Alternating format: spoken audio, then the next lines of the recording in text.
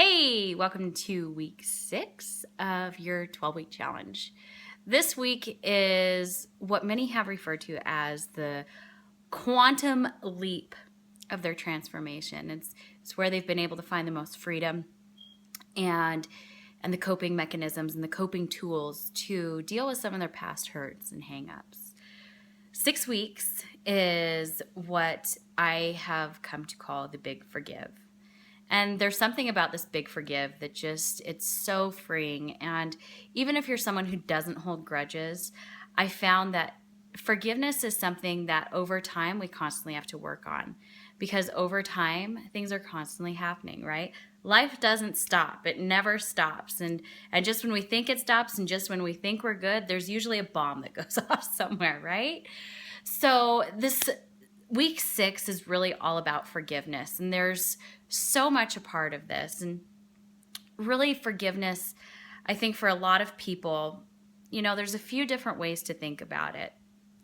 And if you're someone who's really never dealt much with forgiveness, like you forgiving others, this could be like a very foreign concept to you.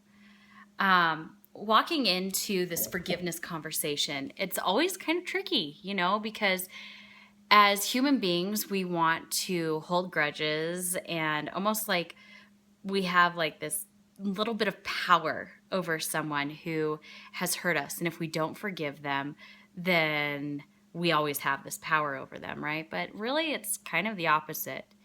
The longer you hold a grudge and the longer you hold off, like forgiving someone and releasing them and releasing yourself of that toxic energy, you're really just, the longer you wait, the more they're really hanging on to you. I mean, this perfect example would be my son's biological father. Okay, he was very abusive, and it took me a lot of years to forgive him. A lot of years. And it wasn't actually until I did this particular assignment that you're about to do that I was finally able to let it go and stop hating him. I mean, I convinced myself for years that if I held on my story of him hurting me and the things that had happened, it was like I had this power over him. He didn't care. I hadn't talked to him. At the time I finally forgave him, I hadn't talked to him for probably 7 years. Not a word. Hadn't said anything to him for 7 years. And I was still hanging on to this stuff, this negative energy, and I had to let it go. Because this stuff that I was hanging on to, this negative energy, was affecting my other relationships. It was even affecting how I was raising my son. It was affecting my intimate relationships and how I saw men and how I treated men. And, it affected my friendships, because I would just kind of be like, one of those people you can see holding a grudge, right? You see them holding a grudge and you're like, ooh, avoid that, right? Because it's those, forgiveness releases you of your victim story. And when you're released of your victim story, first of all, you're taking responsibility for your part in whatever happened, but you're also taking responsibility for your reaction to that situation. And so forgiveness is something that is crucial and tremendously powerful throughout this process, because the reason that we add forgiveness into this 12-week transformation is because a lot of our sabotaging behaviors are based off hurts and habits and coping mechanisms, right? So say your boyfriend broke up with you. We'll just use this as an example. Your boyfriend broke up with you, so you're going to show him and you're just going to eat, right? Until you can't feel anymore. And you're eating to get even with him, like he cares, right? Like he cares that you're eating to get even with him because you broke up, right? Either you broke up with him or he broke up with you. Like it's over, it's done. So why are you still hurting yourself because of something someone else did? Sometimes forgiveness is something that simply has to begin with ourselves. Sometimes we truly have to forgive ourselves for things that we've done, for mistakes that we've made that continue to hurt us. We haven't forgiven ourselves for those things. So we just kind of say, well, I'm worthless, so I'm just going to continue to destroy my happiness. Well, I don't deserve this happiness, so I'm going to sabotage it somehow. Or I don't deserve this relationship, or I don't deserve to feel fit and healthy because I did this. So whatever your hurt is, I really want you to spend some time in this homework assignment and know that it deserves time. It deserves lots of time. It deserves all the time you can give to it.